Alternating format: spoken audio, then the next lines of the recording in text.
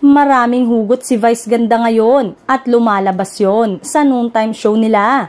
Isa nga sa nidiskubre ng mga manonood ay ang tungkol sa pagbibigay halaga sa mga tunay niyang kaibigan. Napunta kasi ang usapan sa pagkakaroon ng real friends dahil sa experience ng isang especially for you contestant. Friends pa rin daw kasi ang brother ng contestant na si Jelly sa ex nitong lalaki. Nakarelate si Vice at doon niya inalala ang kanyang nakaraan. Wala naman daw kasi siya sa lugar para sabihan ng kanyang friends na bawal na silang maging friends sa kanyang ex. Nakakainis din yung hindi mo ma-impose o masabi na friends pa rin kayo. May ganun ako, lalo na yung mga umokray sa akin. Yung mga alam kong may mga ginawang kabalbalan sa akin, chika ni Vice.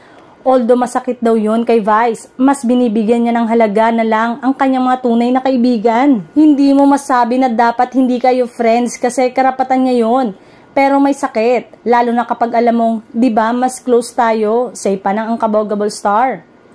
Nandun ako sa punto na gusto kong ikat yung mga tao na alam kong wala naman silang balak na protektahan ako bilang mahalagang bagay din ang buhay nila.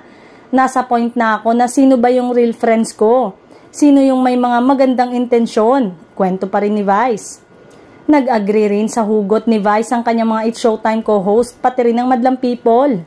Say ng Madlang People, isa na umano si Nico Natividad sa tinutukoy ni Vice Ganda.